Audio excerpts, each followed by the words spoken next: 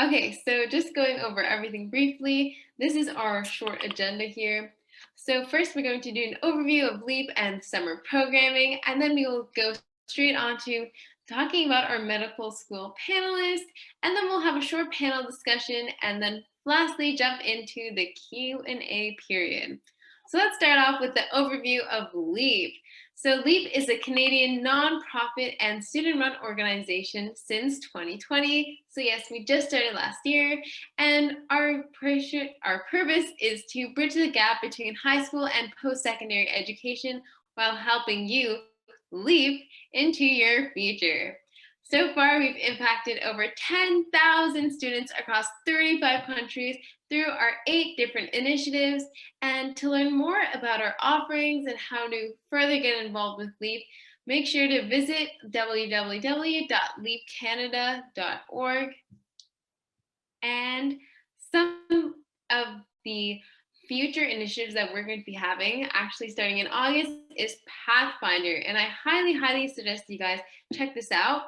It's designed to give students an opportunity to explore and immerse themselves in disciplines that go beyond what is taught in educational institutions.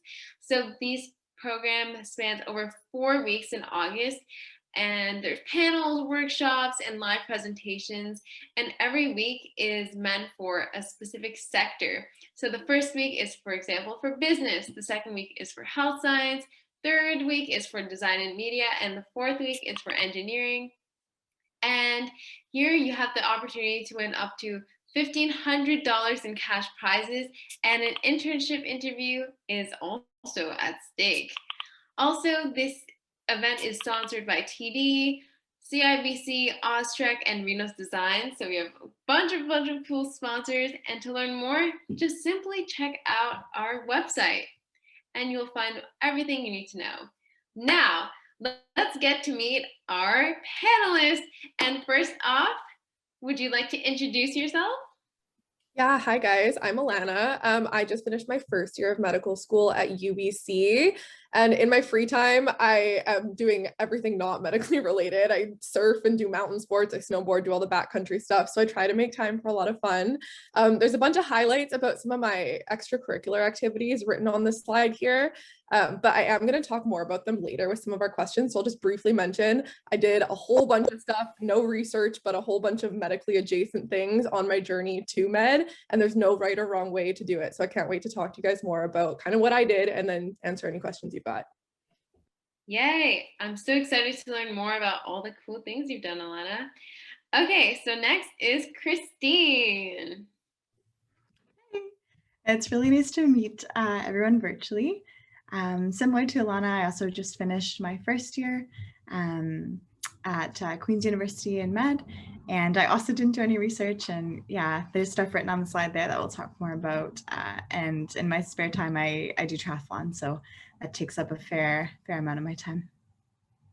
Ooh, okay, thank you so much. I see some similarities between our panelists here. Okay, and lastly, would you like to introduce yourself? Yep. Hi, guys. Nice to meet everyone. My name is Huda, and I actually go to medical school in the US, so I'm happy to answer questions about studying outside of Canada as well. Unlike Alana, I did a lot of research. So as you mentioned, though, there's no right or wrong answer. So I've been doing research since second year of my undergrad. At the school that I attend right now, I'm like clinic site coordinator of a homeless shelter. So we do like physical exams and things on patients, not so much during COVID, but now that COVID is sort of ending. So that's a really cool experience. And I've had the opportunity to be a crisis responder for Kids Health Phone's mental health service. So like I've learned a lot about how to deal with like crisis situations. And there's a couple of other things listed there. Feel free to read them, but I will try to bring them up during the questions and the rest of the panel today. Ooh, yes, this is indeed so exciting. Okay, so let's hop right into it. So just to give everyone a brief rundown, for the panel discussion, we're first going to have a start off section, just ease in, and then we're going to talk about academics, everyone's experiences, applications, and we'll end off by talking about financial aid for med schools. Okay, so to start off, the first question I want to ask is, what was your I want to become a doctor moment? So, Elena, would you like to start off? Sure. Yeah. I don't think I had a specific moment. Like it says here, for a long time as a kid, I wanted to be a vet. Like I have horses, I have cats, I have dogs. I was the kid that grew up chasing frogs and snakes and stuff. But then at some point that kind of shifted and I wanted to work with people more directly. And people will ask you from now until forever, why do you want to be a doctor? It'll come up in interviews and everything. And unfortunately, my answer is a super cliche one too. It's like, I like science and I wanted to help people. It was like the easiest intersection of two big things, but there was no one moment. It was just a bunch of those little things over time. Yeah, I feel like that's so common, even with me. I just keep hopping across different careers that I want. Okay, Christine, do you have anything to add on? Yeah, honestly, I echo what Elena said again. I wanted to be a doctor since I was super small. You can ask my dad, and he'll say, forever. But it was kind of I really like science. I like the thinking part of it. I like the teamwork aspect of it, and I really wanted a career where I could like interact with people in a very compassionate manner, but also to have to really think like cerebrally and kind of put pieces of a puzzle together. Said there, it was a lot more of, can I make this happen? Will this happen? Kind of that stress rather than do I actually want to do this? I guess what we can see here is not everything is always crystal clear, but it's kind of like a path to figure out what here is best for you. Okay, so the second question, what was your pre-med journey like? Elena, would you like to start off? Yeah, so I think a lot of my activities I did are some of the really standard ones, the hospital volunteering, being involved in, again, medically adjacent things. Like I worked in a walk-in clinic for a while, but earlier on through my undergrad portion, I definitely was someone that focused on the academics because I didn't want to spread myself too thin. And I knew that getting the good grades up front would be really important to be competitive on applications. And it's a lot easier to like take some time afterwards and volunteer more or work more and get some of those experiences when you're not in school.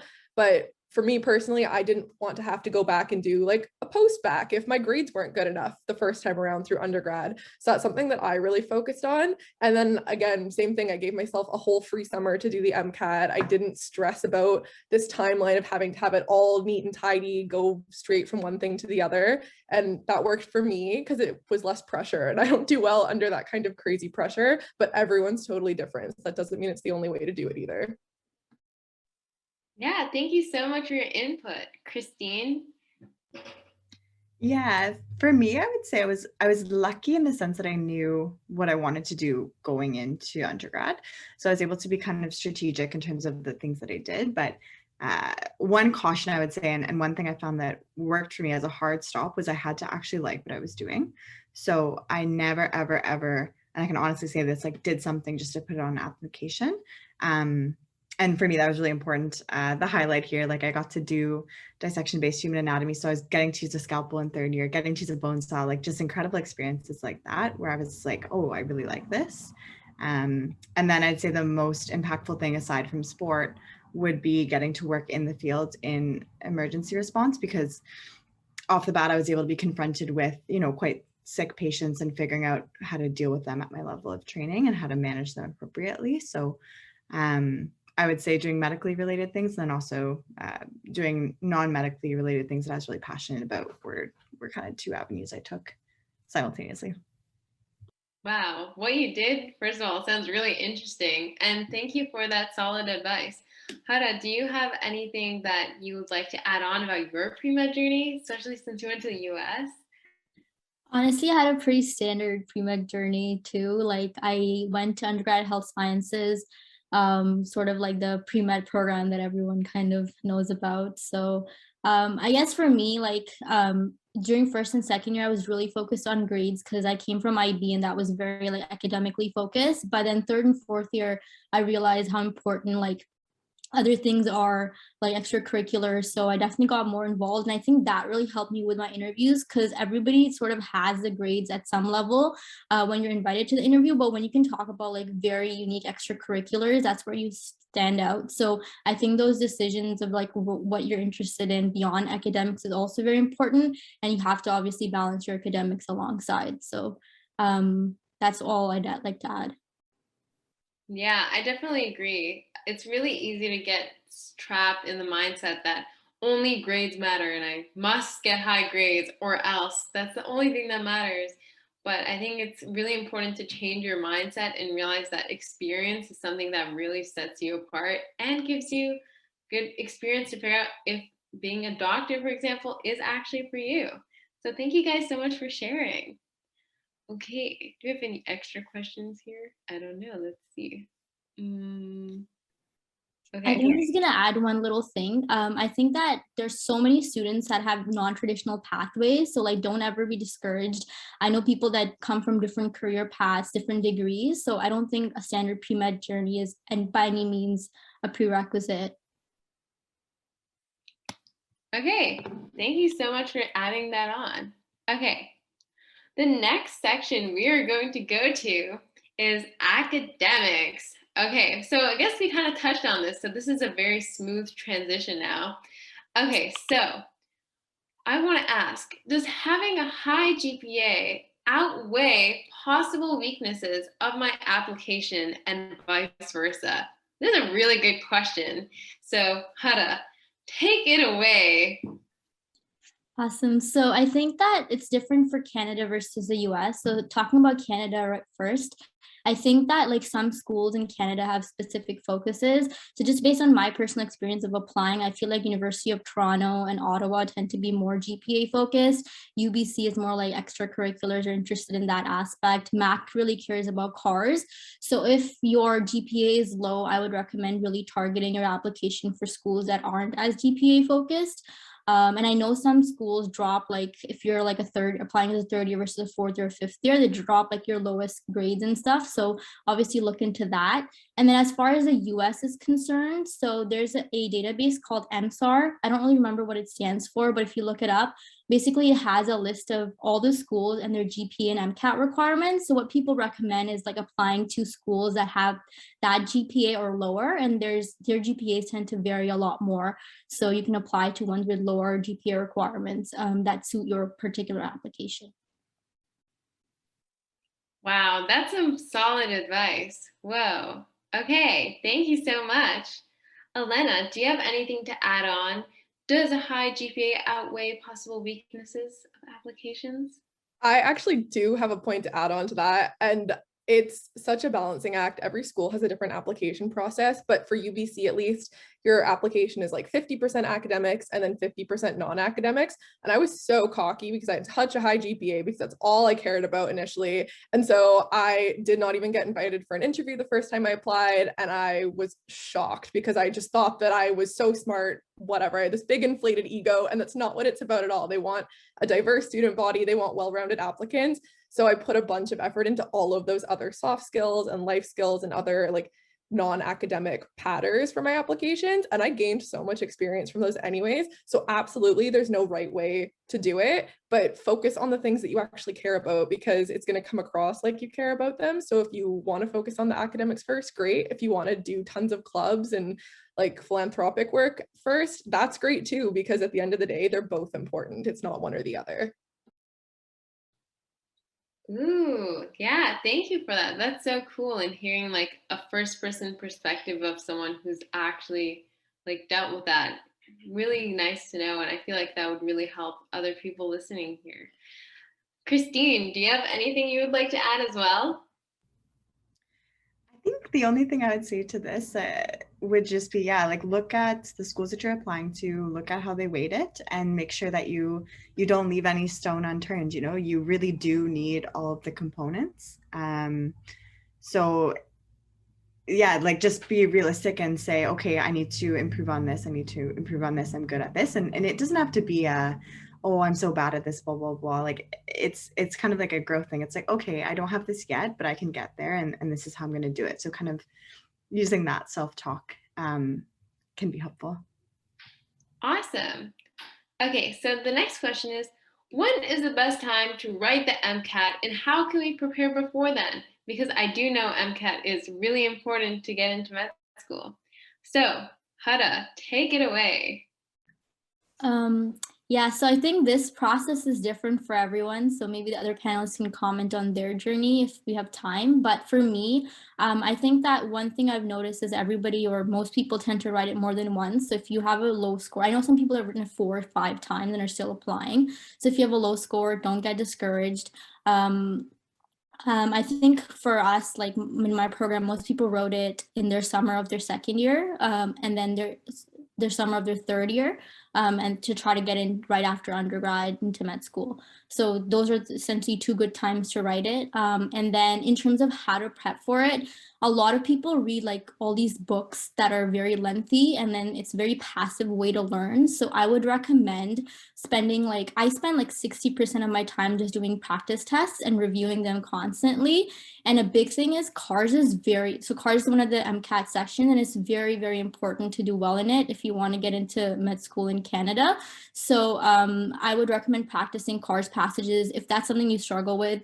To like a reading comprehension section, like practicing every day if possible. I personally had like a CARS tutor. I kept like a CARS journal where I made notes of like different things that I was struggling with, because that's a section that I personally thought was weaker for me, and then I improved significantly. So overall, I think like practicing a lot is more important than reading a lot of books. So I know there's different companies that have books. I personally studied off of Exam Crackers because they have very concise summary of all the content, and I did have a science background, so I didn't need to go into things in detail. And then I used Khan Academy and the AAMC like material to supplement my learning. Khan Academy videos are awesome. And then I did like so many practice tests, like 2 months of just practice tests and like reviewing them in question banks. So practice is so important. And the first time, I know a lot of people when they write it just read books and spend their time doing that. And I think that's a very passive way to learn. So that's sort of some of my advice. Yeah, I definitely agree. Doing practice tests is also really, really helpful for me. Elena, do you have anything to add on for your think? Yeah, I did it completely differently and waited until I had completely graduated. Initially, I planned to write it after my 3rd year and then got so overwhelmed that summer. I just kept pushing off when I was supposed to start studying and like didn't adhere to my timeline at all. And I decided it wasn't worth stressing myself over. I would be better off to do it later on. So I gave myself like 12 weeks or 3 months of full-time study, treating it like a workload. I didn't take any classes or anything. Personally, I think those are kind of a money grab, some of the MCAT prep courses, but like Huda said, there's lots of great like self-study programs, like Exam Crackers is really good. There's a bunch of different titles that you'll probably hear floating around. So I just buckled down, made a very detailed color-coded Excel spreadsheet to hold myself accountable, and wrote it over the summer. So I missed out on a lot. I had major FOMO while all my friends were at the lake house or at the beach, but it paid off in the end. And once it's done, it's done. So there's no point kind of pushing it off if you can just get it over with. Ooh, I like hearing that different perspective. Christine, how about for you? How was it? For me, I wrote it after my 2nd year, and I think the thing that had the most impact for me is my 2 really close friends were writing it as well, and we really held each other accountable. So every Sunday we would do a practice test. So we did 10 before the exam, which was exhausting, but we would literally like one person would go to McDonald's, get a huge extra large coffee for everyone. We would sit down at our kitchen table, and that was our Sunday. And we would kind of almost run it like an office, and then we'd make sure to do fun things at the end. But having 2 people go through that experience with me and kind of understand what I was going through, and also to encourage me and say, you know, put your head down, like you just have to do this, like it's going to be hard, but we're here for you, and just get it done, was really helpful. And I think if I was on my own, I would have found it even more tough. So having a good support system and friends with you can help.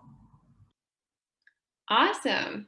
Okay, so the next question is, what is the CASPER test and how do I study for it? Huda, would you like to go first? Sure. So the CASPER test is like sort of looking at your ethical and moral reasoning just to make sure that they're taking doctors that are like ethical. They give you different scenarios. Some are video, some are like personal questions. And then they ask you like what you would do in the situation. So like, let's say one video scenario, like people are talking and like someone's cheating on the test or something. So what would you do? And then they ask you like 3 questions that are like 5 minutes time, and you have to type out your answer. Like the whole format you can look up if you have specific questions about it. But in terms of, I think only some schools look at it. When I was applying, I think Ottawa, McMaster, and McGill looked at it, and then some schools in the US look at it too. And the US and Canadian CASPR are written at different times. You can't use one for the other.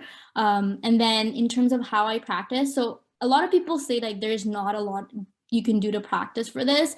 I personally think that CASPR, like any part of an application, is so important, and like it's looked at pretty heavily, like when the application is being considered. So I took it pretty seriously, and I like practiced. There's a lot of online tests, and companies offer them too for free or paid. So you can, my friend and I, we would just do the practice test, and then we'd sit down and we'd like mark each other's and give each other feedback.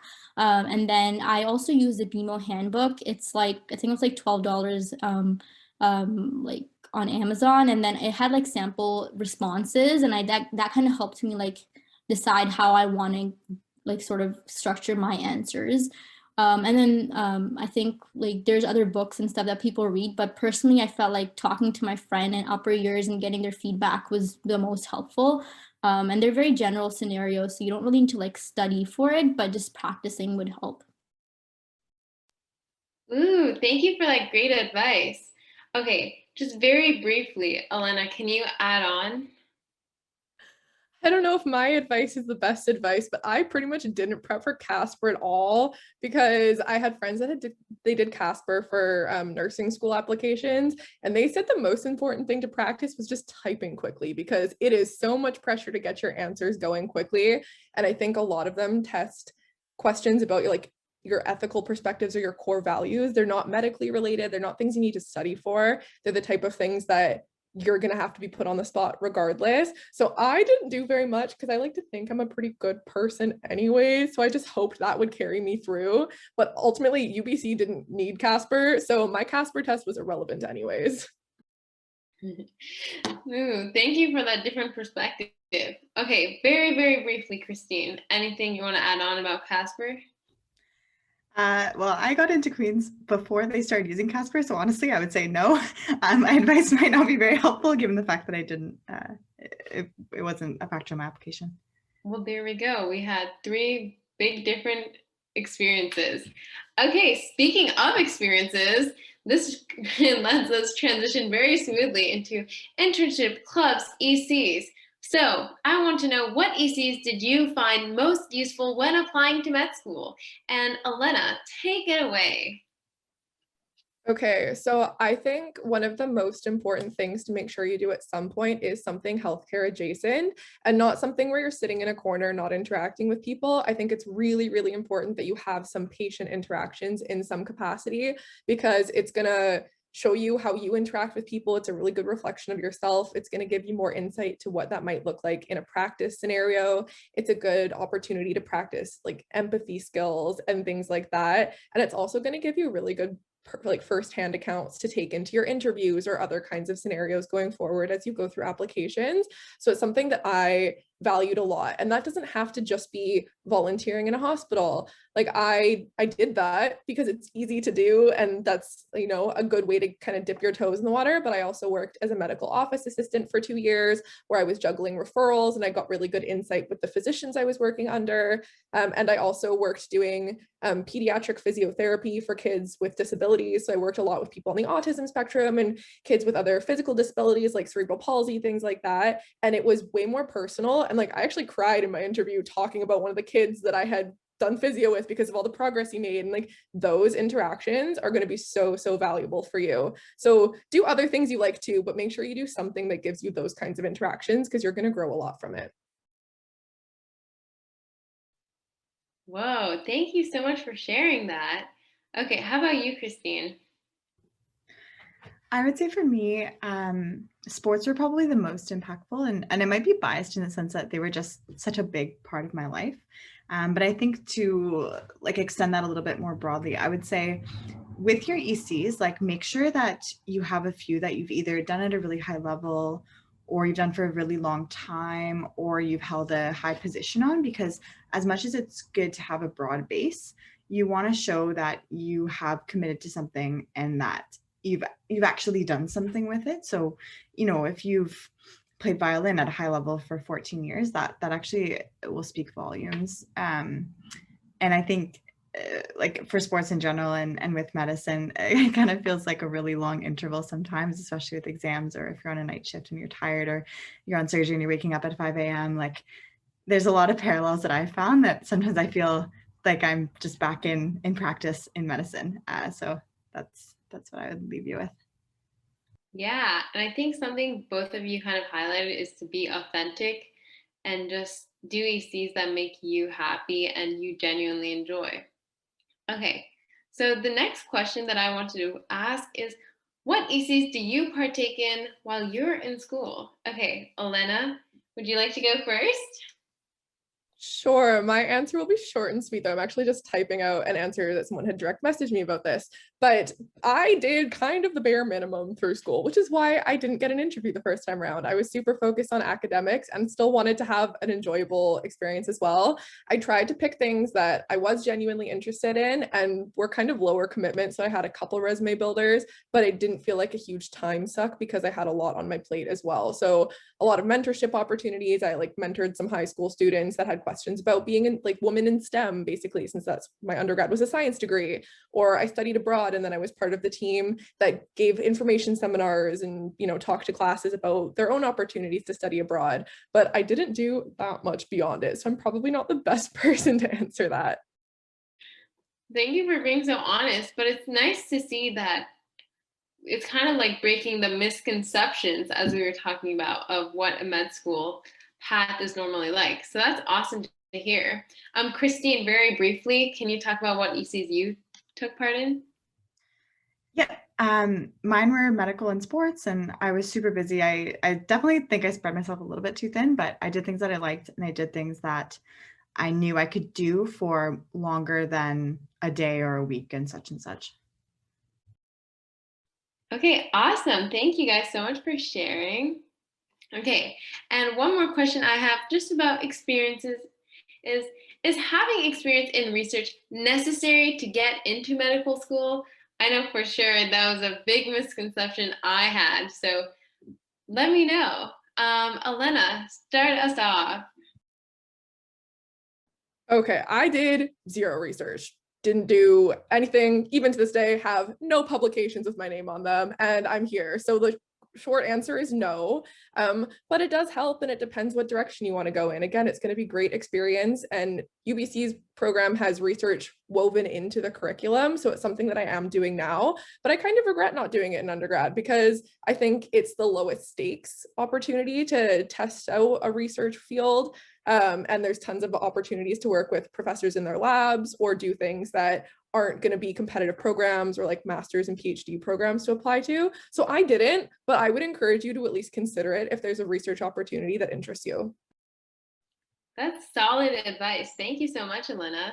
Christine, what do you think about this? I also did no research. Upon reflection, like I was so busy in undergrad that I could not have done it. Like I wouldn't have had time and I would have been sick and tired and just, it wouldn't have been good. That being said, I was a little bit thrown off guard in the sense that it actually is a part of medical school at Queen's as well. We have a dedicated project in our second year. And then in a lot of residency programs, you're actually required to publish. So if you can get your feet wet, I would probably recommend it. But for me, like looking back, I wouldn't have done anything different because I was happy and it worked. So that's my piece of advice. Well, there we go. I guess to answer the question in the briefest regards, no, you don't need research to become a successful student who goes to medical school. Okay, the next section we're going to go over pretty briefly is the application portion. So what makes a good personal statement in med school applications? Huda, would you like to take it away?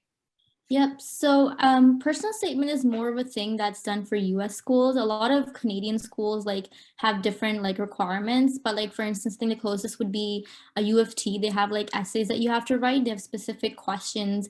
And then US, obviously, they have a proper personal statement that goes to all the schools you apply to. So in terms of what makes for a good essay or personal statement, I think the biggest advice I can give you is like humans connect with stories. So like try to tie in like insightful and like stories that show mature insight and like tie it back to medicine somehow, if you can, and if it's not like cliche.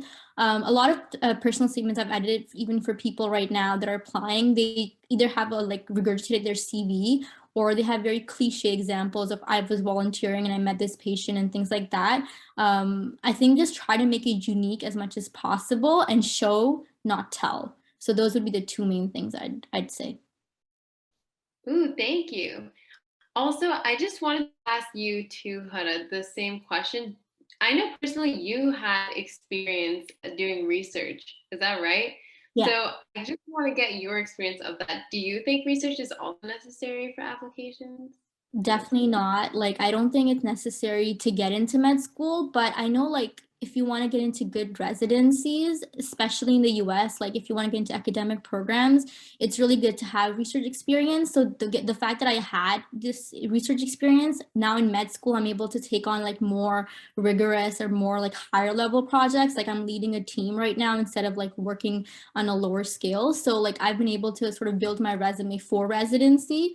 And then I think for me, research like was integrated into my undergrad degree. So it's not like I pursued it actively, but the time I really liked it was when I was taking gap and I worked at Sick Kids. So I think I didn't intentionally like do research to get into med school, and it's by no means required. But I think in med school and future for residency, you get better opportunities if you have that experience and you can talk about it and you can get better research opportunities while you're a medical student. Awesome. Thank you for showing us your perspective too. Okay, and adding on, if someone is unsuccessful with their first round of applications, what are their options? So very, very briefly, Huda, would you like to add on? Yeah, so I think there was a question in the chat too about why I went to the US. So I was consistently waitlisted after interviews for 2 years, and then I applied in my second year. I applied to US too, and I got a couple of offers. So I decided not to wait, and I took on that offer and I went to school. But if you are unsuccessful, you can. I took a gap year, so I worked at Sick Kids in research, which is where I fell in love with it. So you could work in research or in something else. It doesn't matter at all.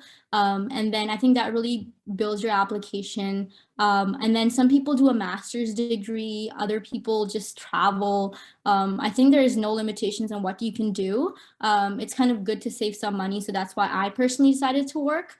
You can also consider going to school outside of Canada. So US, Caribbean, Australia, people look at all these different options. So I don't think your dream should stop for becoming a doctor should stop if you're unsuccessful the first time around. You can always reapply too. Oh, thank you for sharing that. Is there any other panelists who would like to add on to this section? I can Okay. add briefly just that, like, try a bunch of times because most people don't get in after their first or even their second try. The majority of my entering class are people in their mid-20s who had a couple gap years, maybe did a master's or had another career entirely. The oldest person entering my class is in their 40s, and he was a teacher and then he was also a vet. So he just loves school and suffering, I guess. I don't know what's up with him, but like the point is that you can do it at any point in time. So don't put a bunch of pressure on yourself to follow this like really neat timeline, because that timeline doesn't exist and there really is no pressure. Wow, thank you for that. I feel like that was the most motivating. Yes, thank you. Okay, and the last question in this section, very briefly, any advice on applying to schools outside of Canada? Huda, take it away. Yep. So this is a very loaded question. Like applying to US is a whole process. So I'm like happy to connect with people after the panel or something to answer that.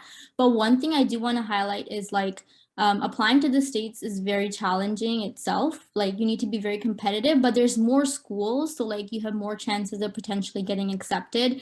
So I would recommend definitely like if you have the finances and if you are okay with moving away from Canada, then try to apply to the States. One thing that people don't know a lot about is that there's MD programs and DO programs. DO is Doctor of Osteopathic Medicine. MDs and DOs are completely like 100% recognized and equivalent when it comes to applying to residencies. You can become a surgeon, a family doctor, a peds specialist, or whatever. Like they're both considered doctors. But DO schools are currently a slightly more Canadian friendly. MD schools have like one person accepted, one Canadian accepted in like their whole class in like 5 or 10 years. So I would really recommend looking into DO programs. There's some stigma around them, but honestly, like it's all false, and they're equivalent to MD degrees. And the only difference in the curriculum is that you go through 200 to 500 extra hours of learning about the musculoskeletal system. So it's actually additional training that we receive. And yeah, so MD programs are slightly harder to get into as an international. So DO programs are more friendly. So I'd suggest looking into that option. Wow, I actually never knew that existed. So thank you so much for mentioning that. I feel like you've helped a lot of people just by mentioning that. Okay, so the last thing I want to get into is financial aid, because I know a lot of people need it. Like I needed it too. So something I want to ask is, how do I budget my money when paying for med schools? And Elena, can you start? Yeah, I would say there's a fine line to balance between taking the shotgun approach and applying all over the country to maximize your chances and being conservative and practical with it. Because like realistically, there are lots of schools and places that for one reason or another, I was not interested in going to. I wanted to be somewhere that was still close enough to family. So I only applied to provinces that I had family in and things like that, where I had a support network. So don't spread yourself too thin just because you feel like everyone else is applying everywhere. So I have to, because it's not the case. If you don't want to go to that school, don't waste your money, because if you get in, you might decide to turn it down anyways, because lots of students do turn down offers of admission to medical schools when they do apply really broadly. And then for your interview process, it might look different going forward. I don't know if they're going to continue to do in-person interviews or if they're going to do this like hybrid Zoom situation like they kind of did for this year's incoming class, but that might be an opportunity to save money as well. And think about realistically where you want to go. Like if you're in Ontario, there are multiple medical schools in Ontario, so it's a lot more accessible for you. But for me, being from BC, if I want to interview at all those schools, I'm gonna have to fly out to Ontario, stay in Ontario. So just, you know, be practical with it and look to the school when it comes to that point, because they often have specific supports for out of province students that can help make that more affordable if that is something you're interested in. Thank you so much for sharing that. Yeah, I feel like especially budgeting is a really big factor too. So yeah, it's something a lot of people have questions on too. Does any other panelists want to add on, or are we good? Good. Okay, so if that is the case, then let's start with the Q&A portion. So if any of you guys want to leave any of your questions, we can try and answer maybe one or two here. Ooh, okay, I'm going to start off with answering this one. What do you all think made your med school application stand out? Christine, do you want to go first? Sure, yeah. I think for me, it was what I was able to balance. So I was able to balance like the practices of varsity with working night shifts and things like that. So I think just all of the kind of juggling balls I was able to keep up in the air was likely what made my application stand out. Ooh, Huda, is there anything that made your application stand out? I think it was definitely my extracurriculars. Like I think I got involved in a lot of things that I was able to talk about during my interviews. And I also interviewed at UBC, which is a very high extracurricular heavy school. So definitely my extracurriculars stood out. I feel like at the people that are invited for interviews have like the same grades roughly. So your ECs really matter. Yeah, and speaking about interviews, any med school interview tips, Elena? Oh goodness, I would say the best advice I can give is to put yourself outside of your comfort zone when you're prepping for interviews. So if you have another student that was invited for interviews, or an acquaintance, or there's like a study group at a university close to you for prepping with people you don't know as well, definitely go to those, because when your mom asks you questions, you break character, you giggle, you feel like you're putting on a show, and it's not the same kind of pressure as it would be with someone that's a total stranger who you feel is judging you. So take those opportunities to be uncomfortable, because it's just going to make it more comfortable when it comes to the day of. Awesome. Okay, so another question we have.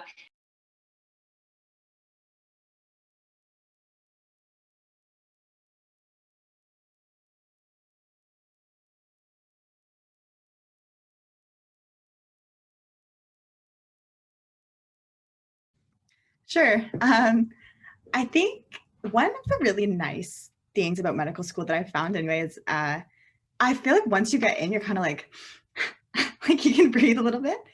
And everyone has such cool like experiences, like kind of similar to Alana. I think my oldest classmate is almost 50 and he was a pharmacist in the military. One of my classmates just had twins. Like there's just all these different stages of lives. And to a point, you're almost comparing like apples to oranges too, like both fruit, but very different. And each classmate is very different too. So like it's a competitive, yes, you're taking a lot of type A people into an environment and you know, they are used to doing extremely well, but it's different. And also, I mean, medically, you can't treat your family. So you kind of want your classmates to be good at what they do so that when your grandma gets sick, they have good care, right? So that's kind of the way I look at it. Yay. Okay, thank you so much for sharing that. And I think I want to ask one more question, and that is, what is some advice you would all give to a high school student who wants to pursue a career in medicine? So, Huda, would you like to take that away? Um, yeah, that's I don't, I'm not sure where to start with that one. I think the best advice I can give is like try to enjoy your undergrad too. I know academics are important, ECs are important. You want to work towards medicine, but I didn't even know I wanted to become a doctor until like second year probably. So my best advice is like just get involved in things you're passionate about. Obviously focus on your academics as well, but don't get obsessed with the whole idea. And it's okay if it takes a couple of tries with the MCAT and applying in general, because Canada in general is very competitive. So that's my advice, really. Okay, awesome. I think I'm just gonna ask the same question to Elena, and then that's going to be the end of our Q&A period for now. So, Elena, any advice for high school students who want to pursue medicine? I would say focus on one thing at a time and don't spread yourself too thin. It's really easy to hear all kinds of rumors about really toxic and competitive pre-med culture, but at the end of the day, what everyone else is doing absolutely does not matter. What you're doing is what matters. You can relate it to like a really cheesy metaphor, like a flower is not concerned about the other flowers blooming around it. It's just going to grow towards the sun. Like be that kind of person and just follow your own path towards it, because at the end of the day, that's what's going to make you stand out. That's what's going to make you an important part of the program when you do get in. And there's no point in trying to be this cookie cutter pre-med person, because once you're there, like Christine said, it's like this big weight off your back. You're in it, you're going to become a physician, and the culture totally changes and everyone's supportive of each other because you're like in this shared struggle together. And it's a lot, I don't know, there's like a better teamwork dynamic to it. So focus on the parts that you want to be involved in for now and let the rest of it come. Don't put too much pressure on yourself. Okay, awesome. You guys gave us so much good advice, and thank you so much for being here. That does wrap up the end of our Q&A section. I know there's so many more Q&As, but something you could do is contact all of our wonderful panelists to get to know them a lot better and ask them any more questions you have.